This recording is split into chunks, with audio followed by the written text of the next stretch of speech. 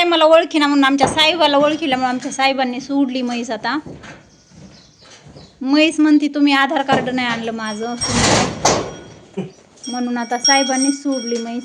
रोजचे व्हिडिओ आपल्या किचनमध्ये तुम्ही पाहिलेले आहेत. तर आजचा व्हिडिओ हा आहे आमच्या रानातल्या गुराच्या गोठ्यातला व्हिडिओ आहे. तर व्हिडिओ हा शेवटपर्यंत नक्की पहा.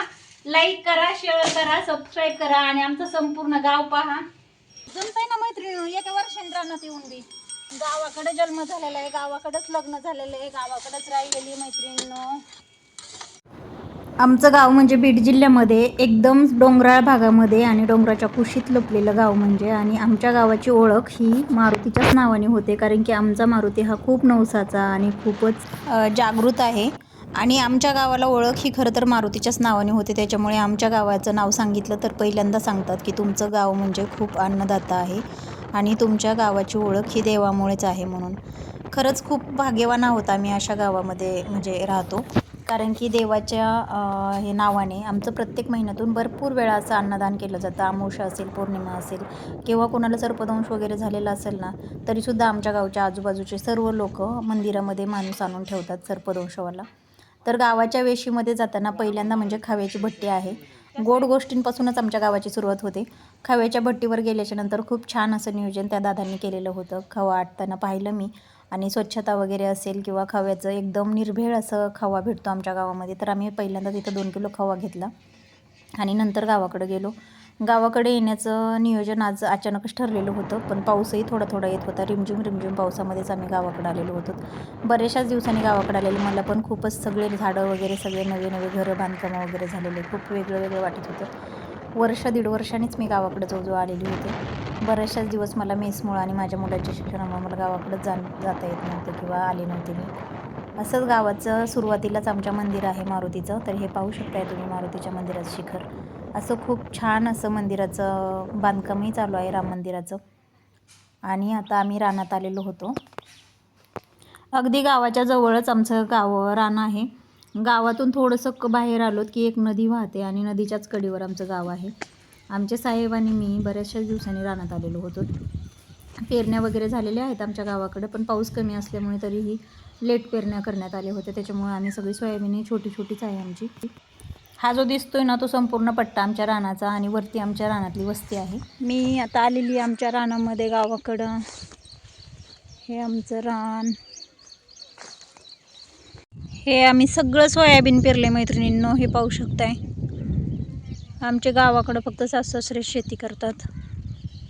आम्ही येतो अधूनमधून कधीतरी.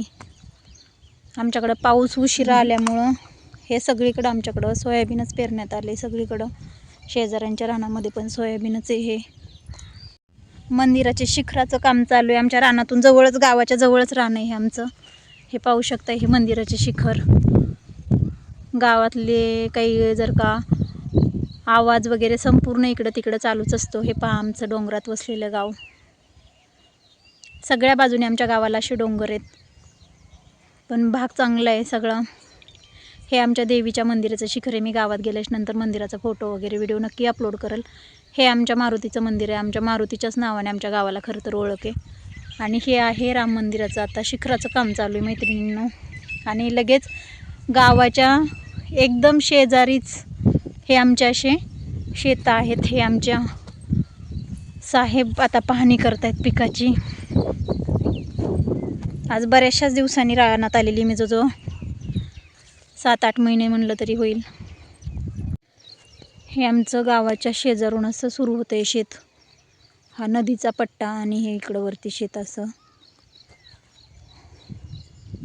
आता रानामध्ये खाली उतरले असे पण चिखले रानात. आमच्याकडं रात्रीच पाऊस येऊन गेलाय. आता सध्या तर 2-2 पानावरच मूग, उडीद, परत सोयाबीन असं 2-2, 4-4 पानावरच आहे. ह्या वर्षी सगळीकडेच पेरणी लेट झाली ना, त्याच्यामुळं. आता इथं आमच्या शेजाऱ्यांनी त्याच्यातमध्ये उडीद पेरलंय आणि आम्ही लगेच इकडं सगळं सोयाबीन पेरले. काय होतं, एक पीक जर का घेतलं ना तर संपूर्ण पीक एक सोबत काढायला येतं, एक सोबत खुरपायला येतं, एक सोबत सगळंच पेरणी पण एक सोबत होऊन जाते. आणि आमच्या गावाकडे जास्त करून असं आमच्या घरी कामासाठी आम्हाला आणि आमच्या सगळ्या फॅमिलीला असं थांबता येत नाही. त्याच्यामुळे सासू-सासरे ते दोघंच व्यवस्थित शेती करतात. त्याच्यामुळे एक पीक पेरल्याच्या नंतर सोयीस्कर होतं. त्याच्यामुळे आम्ही संपूर्ण आमच्या सगळ्या शेतामध्ये सोयाबीनच पेरले. अजून काही शेती आहे पण संपूर्ण आमच्या सगळ्या शेतामध्ये सोयाबीनच पेरले. अजून काही शेती आहे पण ही गावाच्या शेजारी आहे त्याच्यामुळे जवळची जवळ आज इथंच येणं केलं. आता आम्हाला थोड्या वेळाने जायचं आहे त्याच्यामुळं. सीताफळीला बुगड्या आल्यात. आता सीताफळ येतील दीपावळीत खायला. आमच्या भागामध्ये सीताफळं खूप असतात, करवंद असतात, सीताफळं असतात. लिंब आहे ना आमच्या रानातला, याला बिरूड लागल्यामुळे आम्ही काय केले, संपूर्ण असा त्या बिरूडला हे केलं, बरंचसंच औषधं वगैरे केले, इंजेक्शन दिले झाडाला ह्या. पण तो बिरूड म्हणजे त्याच्यामध्ये जी आळी असते हे पाहू शकताय तुम्ही. हे पहा अशा पद्धतीने आतमध्ये संपूर्ण झाडाचं खोड आहे ना पोखरून एकदम अर्धा लिंब सगळा वाळल्यासारखा झालाय. हे बघा गिन्नी गवत म्हशीसाठी टाकलेले, थोडंच टाकले गिन्नी गवत. आणि हे आमचे मोठाले झाडं सगळे संपूर्ण रानाला, आमच्या रानात सगळ्या मोठाल्या झाडांचाच वेड आहे असा. संपूर्ण हे जे झाडं आहेत ना मैत्रिणींनो, ह्या झाडाच्या बांधापासून सरळ असं मोठं एक सोबत संपूर्ण झाडाच्या लाईनमध्ये मोठाले झाड आहेत सगळे.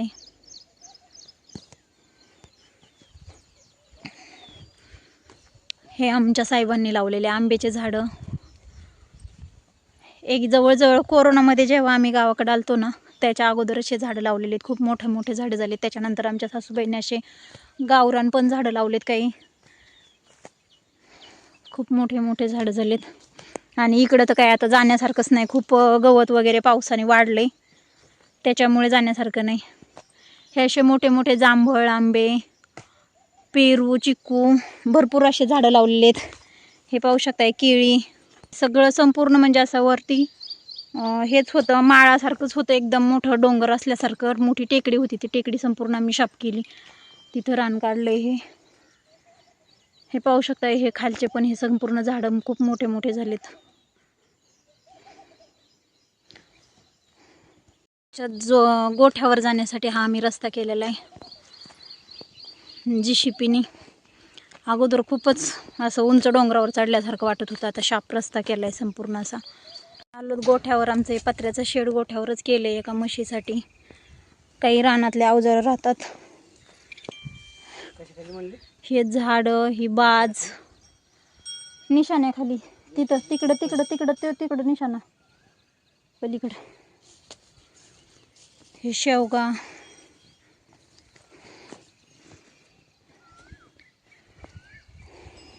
गाव टेकडीहून कसं दिसतंय मैत्रिणींनो. अगदी डोंगराच्या कुशीत वसलेलं गाव आमचं हे मारुतीच्याच नावाने ओळखलं जातं. मारुतीचं शिखर हे संपूर्ण रस्त्याने कुठूनही जाताना आमच्या गावाचं जवळजवळ 5 ते 6 किलोमीटर अंतरावर मंदिराचं शिखर दिसतं रोडनी.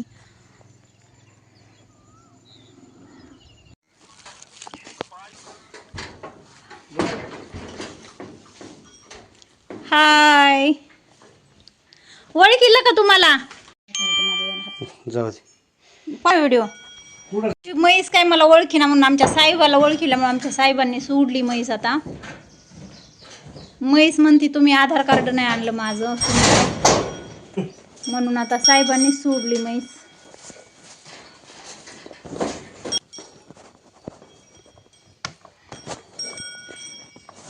जमतंय का बघूत आता.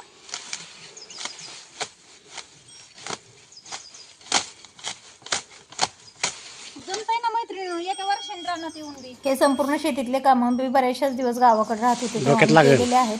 त्याच्यामुळे अवघड वाटण्याचं किंवा विशेष वाटण्याचं काही कारण नव्हतं माझ्यासाठी. पण भरपूर दिवसांनी आल्याच्या नंतर मलाही रानातल्या कामाचा आनंद वाटला थोडासा. का शेतकऱ्याची लेख आहे म्हणून जमतंय, नाही तर मुंबई पुण्याच्या अशीच येऊन बयो केला असतं. अण्णाची ताईची कृपा झाली तुमच्यावर, तुमची झाली अशी चांगली माहिती.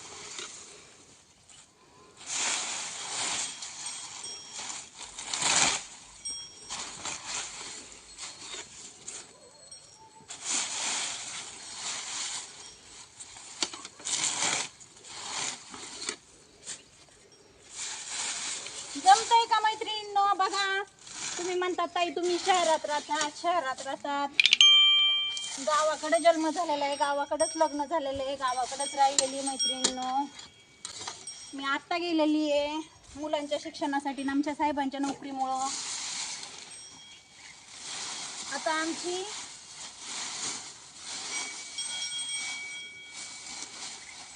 आता आमची म्हैस एक आम्हाला ओळखीना, ती म्हैसच ओळखीना झाली, आधार कार्ड आणलं नाही आम्हाला ओळखीना, ती म्हैसच ओळखीना झाली, आधार कार्ड आणलं नाही. ती म्हणते नवीनच बाई कोण आली.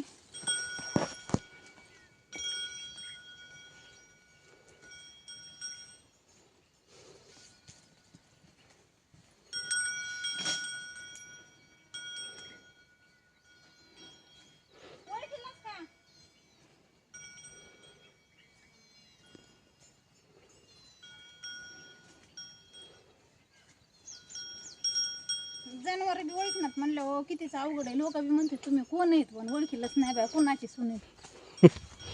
कोण कोण म्हणलं काय माहिती. हां मैत्रिणी ह्याला म्हणतात आडकिता. हे आडकिता म्हणजे एक शेतकऱ्यांचा मित्र आहे. सगळ्या जनावरांना आपण याच्यावर वली मका असू द्या, गिन्नी गवत असू द्या, वाळलेला कडबा असू द्या, सरमाड असू द्या, किंवा रानात जर का आपण गहू करायला गेलो तर त्या गव्हामध्ये माती येऊ नये म्हणून ज्या मातीच्या गव्हाच्या पेंड्या असतात त्याच्या आपण सगळे बुडके कापलेले आहेत मी याच्यावर.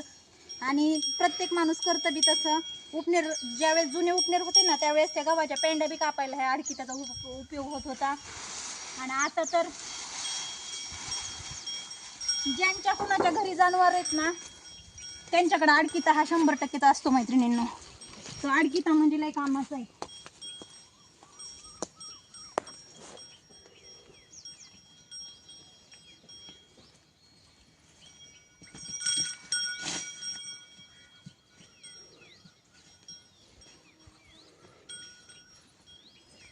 हे आता मी आलेली आमच्या गावाकडं. आता शेण टाकायचं म्हणलं की आजकालच्या मुलीला शेण बाईन, हे बाईन ते बाईन. आता ह्या शेणाच्या गौऱ्या थापून आम्ही ह्याच्यावर स्वयंपाक काही काळा पूर्वी केलेला आहे. पहिले लोक ह्या शेणाने सुप सारवायचे, आपल्या भाकरीचं टोपलं सारून घ्यायचे. त्यावेळेस लोक खरोखर निरोगी होते मैत्रिणींनो. जेवढं नाजूक आपण राहायला लागलो तेवढे आजार आपल्याला व्यापायला लागलेत. याच्यावर तुमचं काय कमी मत आहे ते नक्की कमेंट मध्ये सांगा. आमच्या आई अण्णा पण हेच येतं, शेतकरी येतं. आमचे अक्का भाऊ बी शेतकरी, सासरे.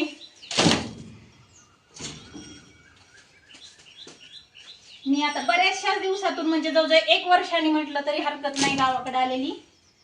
कारण की मुलाच्या शिक्षणामुळं किंवा मेसमुळं मला तसं येणं होत नाही.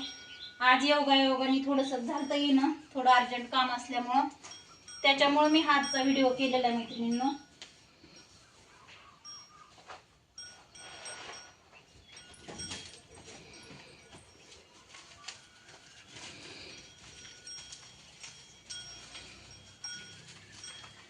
माझं लग्न झालं त्यावेळेस मैत्रिणींनो होते जवळजवळ 10 ते 11 गुरं. 2 शेळ्या होत्या, 1 म्हैस, 2 बैल, बारकाल्या 2-3 कारवडी होत्या.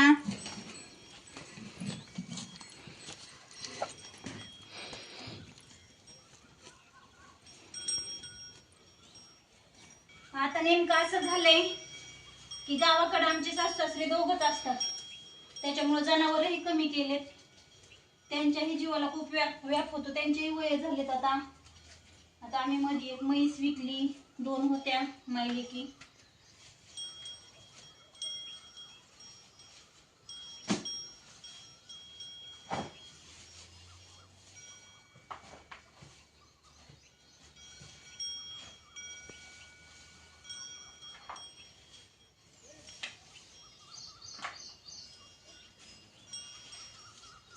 गावाकडे मैत्रिणींनो ज्या घरामध्ये दाराच्या समोर जिथं सडा आणि रांगोळी असेल ना ज्या दारामध्ये, अजूनही लोक ते म्हणतात घराची शोभा अंगण सांगतं. आणि आज प्रत्येकाच्या अंगणामध्ये खरं तर शेणाचा सडा असतो. मीही माझ्या घरी जामखेडला पण म्हणजे माझ्या शहर ठिकाणी पण मी माझ्या दारात बरेचसे दिवस ज्यावेळेस थोडंसं आमच्या शेजारी एक गाय होती त्यावेळेस मी शेणाचा सडा मारायचे आणि त्याच्यावर एवढी रांगोळी सुंदर दिसायची ना. तशी आपण पाणी मारलेल्या सड्यावर कधीच रांगोळी शोभून दिसत नाही. पण शेण आणि रांगोळी खरंच त्यांची काहीतरी जुनं एक हे असेल. शेणाच्या सड्यावरची रांगोळी खरंच उठून दिसती.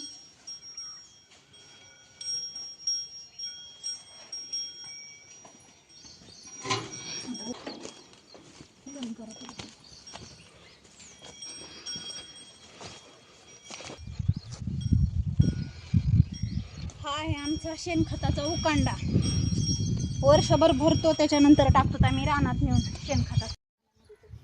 आणि आता रानातल्या शेणा पाण्याचं सगळं काम आवरून रानातही रिमझिम पाऊस छोटासा चालू होता, त्याच्यामुळे रानात काही काम नव्हतं बाकीचं करण्यासाठी आणि आम्हालाही निघायचं होतं. तर आजचा व्हिडिओ हा कसा वाटला ते नक्की सांगा आणि आपल्या चॅनलला लाईक शेअर्स करायला विसरू नका. भेटूया उद्याच्या नवीन व्हिडिओसोबत. तर चला, बाय बाय.